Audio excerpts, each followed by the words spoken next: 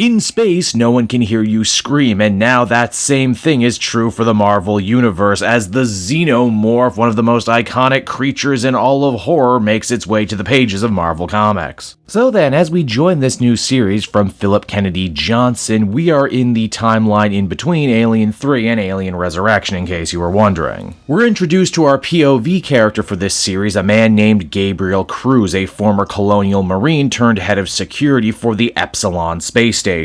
Yet another in a long line of space stations owned and operated by evil megacorp Weyland-Yutani, where I'm sure nothing bad will ever happen ever. Cruz has been suffering some horrible nightmares recently as they relate to a botched mission that he and his team went on where, you guessed it, they all got killed by xenomorphs. And hey, in a nice bit of connective tissue, we find out that Cruz's psychiatrist just so happens to be Bishop. Well, not the original Bishop, mind you, but another in the Bishop line of androids. It seems that Cruz actually really likes this Bishop, and as we discover later, it's because they actually worked together back when he was a Marine. But unfortunately, Cruz is going to have to say goodbye to Bishop and indeed Epsilon Station as a whole, as today he is retiring. Another fairly interesting thing we learn about Cruz rather early on in this story is despite all the horrible stuff that happened to him and the nightmares that still afflict him, he is ultimately still very pro-Weyland-Yutani. And it looks like he doesn't exactly know what to do with himself now that he's no longer going to be head of security. The only real thing he has in mind is trying to reconnect with his son, who is still living on Earth. Unfortunately for Cruz, though, as we soon discover, his son is actually part of a major anti-Weyland-Yutani movement. And their entire family reunion has actively been masterminded by the group in hopes that they can steal some important intel on Epsilon. There's also very clearly a metric ton of bad blood between father and son, as they mention a brother who's not around anymore. The elder son blames the brother's death on Weyland-Yutani. And while Cruz doesn't deny it outright, he certainly does try and change the subject. It's also here we discover that in this future timeline, Weyland-Yutani is also working on cyber warfare projects, as well as what the son describes as psych projects. Interesting. Maybe something that could be used to condition an individual to stay loyal to the company despite all the horrors they've suffered. Maybe something that could even implant nightmares.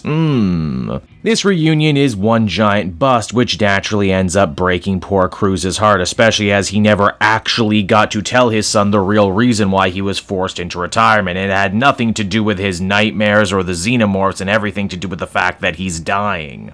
Or, at the very least, he thinks he's dying. I'm actually getting a big whack of unreliable narrator off Cruz the longer the story goes on. Earth Bishop, Cruz's new psychologist, says that maybe he should try one more time to reunite with his son and this time lead with the fact that he's dying. Unfortunately, though, Cruz may not end up getting the chance as his son and his friends raid the Epsilon space station and even kill quite a few people along the way. It's important to note that the son actually isn't on board with all the murder stuff. He had hoped that these anti-Weyland-Yutani activists were just going to take some pictures and try and out the company's dirty deeds to the press, but it's clear he's quickly getting in over his head with people he doesn't understand. Things only further get complicated when they manage to make their way inside the heart of Epsilon, only to find no cyber warfare program, no psych projects, but instead a bunch of xenomorphs in tubes. Because, you know, the last several times Weyland-Yutani tried to weaponize the alien, it didn't work, but they got a really, really good feeling about it this time, guys.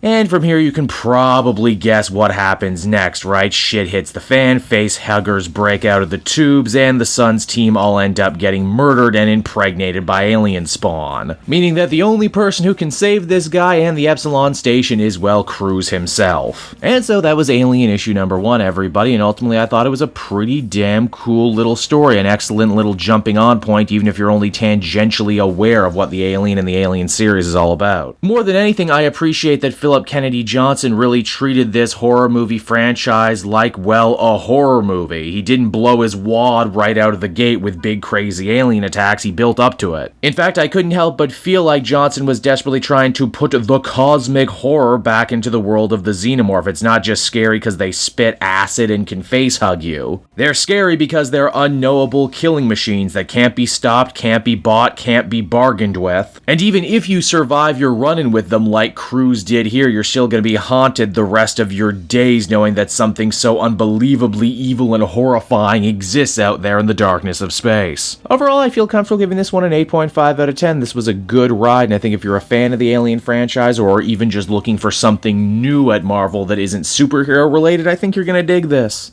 Hey there everyone, Kate Joel again, and I just want to thank you so much for watching to the end of the video. It means a lot to me. And hey, if you enjoyed the book I covered in this issue and want some comics of your own, might I recommend Book Depository? It's my #1 place for shopping for comic book trades. You get a great price, and if you use my link down in the description, you'll actually be helping me out at the same time. You get something, I get something, everybody wins, right? So until next time everyone, I've been Joel, and I will see you in the next video. Bye-bye.